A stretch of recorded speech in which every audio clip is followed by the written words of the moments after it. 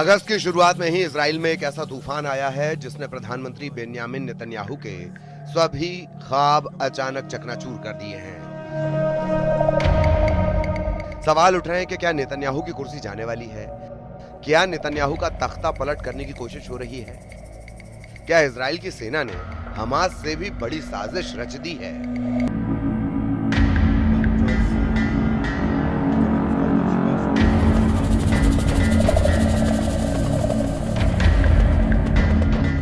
इन सवालों के साथ इस वक्त इजराइल में सबसे ज्यादा चर्चा हमास की नहीं, गजा के ग्राउंड ऑपरेशन में मरने वाले इजरायली सैनिकों की नहीं, न ही ईरान और उसकी बहुत ही खतरनाक मिसाइलों की हो रही है। इस वक्त इजराइल में बेन्यामिन नेतन्याहू के बेटे याइर नेतन्याहू हर तरफ वायरल हैं और उनकी वजह से कहा जा रहा है कि इजराइल के प्रधानमंत्री बेन्यामिन नेतन्याहू और इजराइल की सेना आमने सामने आ चुकी है। इजराइल के commander in chief lieutenant general Eyal Zamir पर बेन्यामिन नेतन्याहू के बेटे याइर नेतन्याहू ने बहुत बड़ा इल्जाम लगा दिया है।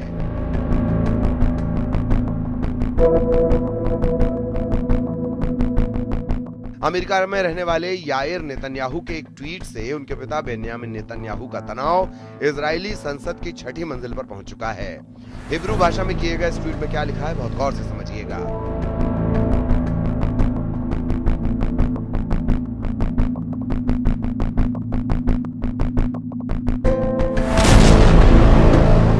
याइर नेतन्याहू ने एक इजरायली पत्रकार योसी यहोशुआ के ट्वीट पर जवाब दिया है।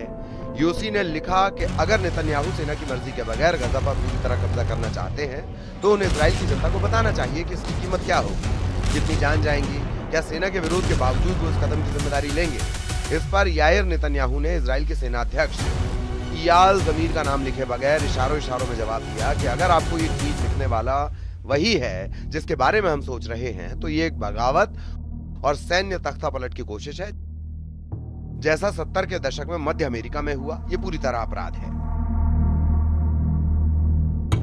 इजराइल में नेतन्याहू और वहां के सेनाध्यक्ष लेफ्टिनेंट जनरल इयार जमीर के बीच लगातार खींचतान अब सतह पर आ चुकी है। गजा में ग्राउंड ऑपरेशन और उसमें लगातार नाकामी के साथ नेतन्याहू का इरादा बड़ा होता जा रहा है। जून और जुलाई के महीने में इजराइल को ग्राउंड ऑपरेशन में बहुत बुरे झटके लगे हैं, खान यूनिस से लेकर बेत हनून तक।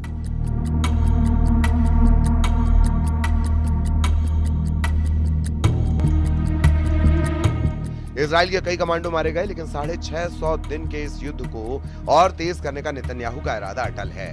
उधर इजराइल के पीएम नेतन्याहू का कहना है कि गजा में दुश्मन को पूरी तरह से हराना, सभी बंधकों को रिहा कराना और सुनिश्चित करना कि आगे गजा इजराइल के लिए खतरा ना रहे। हम इसमें कोई लक्ष्य नहीं छोड़ेंगे, हम अपने सैनिकों की कुर्बानी के जरिए इसे पूरा करेंगे।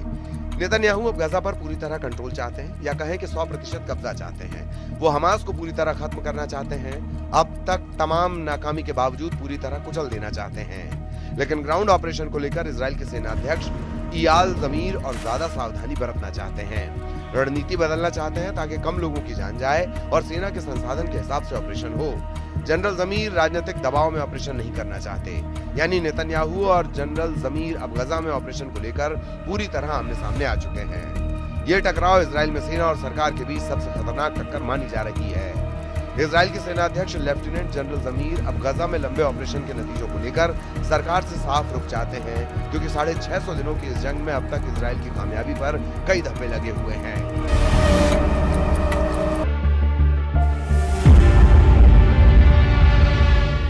हमास की लीडरशिप को खत्म करने के बावजूद अब भी इजराइल की सेना पर लगातार हमले जारी हैं। चारों तरफ से घिरे गजा में हमास अब भी एक्टिव है। हमास की सुरंग भी जिंदा है और उन्हीं सुरंगों में अब इजरायली बंधकों के वीडियो वायरल किए जा रहे हैं। उसमें नेतन्याहू की नीति को सवालों के घेरे में खड़ा कर दिया है।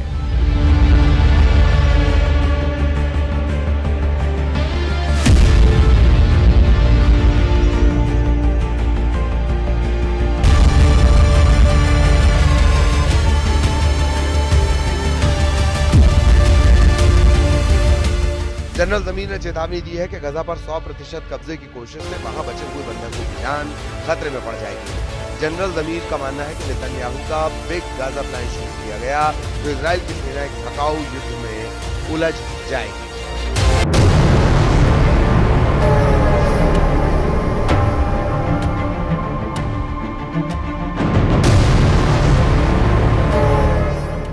वार्निंग साफ है कि मौजूदा हालात में इजराइल अपना मकसद हासिल नहीं कर पाएगा, क्योंकि इजराइल में सैनिकों की कमी है। इसीलिए कुछ अभियानों पर असर पड़ सकता है। जनरल जमीर और नेतन्याहू की टक्कर में इजराइल बहुत बुरी तरह फंसा हुआ नजर आ रहा है, क्योंकि जमीर का कहना है कि गजा पर पूरी तरह कंट्रोल के लिए कई महीने या फिर साल भी लग सकते हैं। ऐसे युद्ध के लिए हजारों रिजर्व सैनिकों की जरूरत पड़ेगी। यही वजह है कि इजराइल की सेना गजा में हमास के खिलाफ मिनी ओरानीम नाम की रणनीति अपना रही है। मिनी ओरानीम एक सीमित सैन्य अभियान है जिसे इजराइल ने गजा में लागू किया है। इसका मकसद गजा बॉर्डर के पास एक बफर जोन तैयार करना है ताकि हमास पर दबाव बनाए रखा जाए।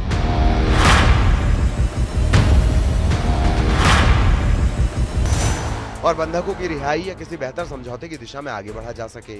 अभी 75% गजा पर इजरायली सेना का कब्जा है, जबकि दक्षिण में कुछ हिस्से अब बचे हुए हैं जहां फिलिस्तीन के लोग सिमट कर रह गए हैं। लाखों लोग गजा के कोने में हैं और उनके सामने खाने पीने की दिक्कत बढ़ती जा रही है। उन तक अरब देशों से भेजी जा रही मदद भी नहीं पहुंच रही, लिहाजा आसमान से कुछ हद तक सप्लाई पैराशूट से गिराई गई है, जबकि जमीन के रास्ते अब भी खाना नहीं पहुंच रहा, क्योंकि इजरायली सेना का ब्लॉकेड बरकरार है। इन सब के बीच नेतन्याहू पूरे गजा पर कब्जा करना चाहते हैं। नेतन्याहू एक तरह से जनरल जमीर पर आरोप लगा चुके हैं कि गजा में ऑपरेशन को लेकर वो बेरुखी दिखा रहे हैं।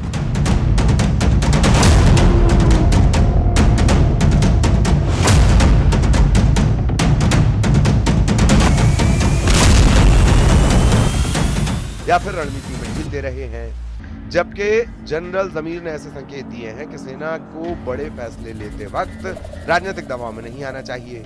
अब इसकी वजह से इजराइल में ये पिक्चर साफ हो रही है कि वहां सरकार और सेना गजा में ऑपरेशन को लेकर एक प्लेटफॉर्म पर नहीं है। अब तक हमास और इजराइल के युद्ध में नेतन्याहू ने फ्रंट फुट पर जाकर फैसले लिए हैं। हमास को खत्म करने के इरादे से पूरे गजा को मिट्टी में तब्दील किया है। इजराइल के ऑपरेशन में 60,000 से ज्यादा लोगों की मौत हो चुकी है। रोजाना 28 बच्चों की जान जा रही है और बमबारी की वजह से 1.5 लाख से ज्यादा लोग घायल हैं। जबकि गजा में मेडिकल सुविधाओं का इतना बुरा हाल है कि अस्पताल में न इलाज के लिए दवाएं हैं, न ही उनको भर्ती करने के लिए कोई जगह। नर्सिंग स्टाफ को भी कई बार टारगेट किया जा चुका है। इजराइल में अंदरूनी रूप से हाहाकार मचा है। संसद से लेकर नेतन्याहू के दफ्तर तक कोहराम मचा हुआ है। सवाल उठ रहा है कि गजा में हमास के अलावा इजराइल को सबसे बड़ी चोट किसने पहुंचाई है? क्या ईरान की मिसाइलों ने इजराइल को नुकसान पहुंचाया? क्या हमास के खिलाफ चल रहे ग्राउंड ऑपरेशन ने इजराइल को झटके दिए? नेतन्याहू का सबसे बड़ा दुश्मन कौन साबित हुआ? गजा, वेस्ट बैंक, मस्जिद अल अक्सा? किस जगह नेतन्याहू को सबसे बड़ी गहरी चोट पहुंचाई जा रही है? देखा जाए तो नेतन्याहू के लिए चैलेंज बढ़ता जा रहा है। गजा में ग्राउंड ऑपरेशन को लेकर इजराइल के अधिकारी नेतन्याहू के फैसलों पर सवाल उठा रहे हैं। पिछले कुछ महीनों में नेतन्याहू कैसे अपने घर में गिरे उसे समझने की जरूरत है।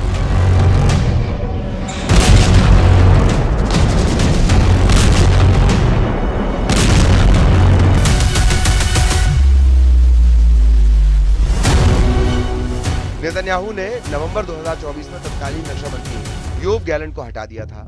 इसके बाद जनरल जमीर से पहले आईडीएफ चीफ रहे हर्जी हलेवी ने मार्च 2025 में इस्तीफा दिया था। नेतन्याहू आंतरिक खुफिया एजेंसी शिन बेत के प्रमुख रोनन बार को हटाना चाहते थे, लेकिन कोर्ट ने इस पर रोक लगा दी। लेकिन नेतन्याहू के दो कट्टरपंथी सहयोगी वित्त मंत्री बेजालेल एम्स्टोरिच और राष्ट्रीय सुरक्षा मंत्री इतामार बेन गुइर अब गजा का इजराइल में विलय करने की मांग कर रहे हैं। वो वहां इजरायली बस्ती बसाना चाहते हैं। इजराइल के सिक्योरिटी मिनिस्टर ने कह दिया है कि पूरा गजा अब इजराइल में मिला लिया जाएगा, लेकिन क्या ये इतना आसान है? वैसे गजा को लेकर नेतन्याहू पर पड़ रहा दबाव अब व्हाइट हाउस में भी देखा जा सकता है। हमास को लेकर अमेरिका का गुस्सा और तेजी से भड़क गया है। अमेरिका के राष्ट्रपति डोनाल्ड ट्रंप ने कहा है कि हमास शांति नहीं चाहता बल्कि मरना चाहता है। इसीलिए अब वक्त आ गया कि इजराइल हमास का पूरी तरह सफाया कर दे।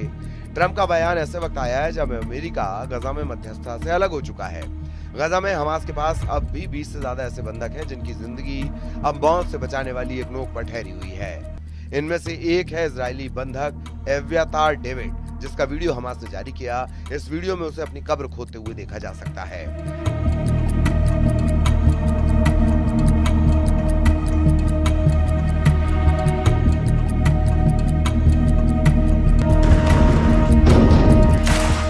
हमास के कब्जे में बाकी लोगों का हाल भी डेविड जैसा ही होगा और सबकी जान खतरे में होगी। यही डर पूरे इजराइल को सता रहा है।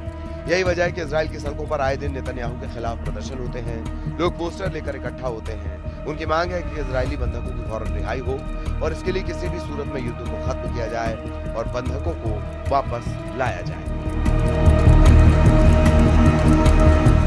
7 अक्टूबर को हमास के हमले के दौरान 251 इजरायली बंधक बनाए गए थे। इस वक्त हमास के कब्जे में 22 बंधक बाकी हैं। तेल अवीव में एब्यातार डेविड के पोस्टर लेकर हजारों लोग प्रदर्शन करने उतरे। ऐसी तस्वीरों से ज्यादा नेतन्याहू को अब इजराइल के सेनाध्यक्ष तनाव दे रहे हैं, क्योंकि जो एक्शन नेतन्याहू चाहते हैं उस पर इजराइल की सेना राजी नजर नहीं आ रही। जब से नेतन्याहू के बेटे ने जनरल जमीर पर गंभीर आरोप लगाते हुए ट्वीट किया है, तब से सवाल उठ रहे हैं कि क्या इजराइल में नेतन्याहू की कुर्सी जाने वाली है? क्या नेतन्याहू का तख्ता पलट करने की कोशिश हो रही है? क्या इजराइल की सेना ने हमास से भी बड़ी साजिश रच दी है?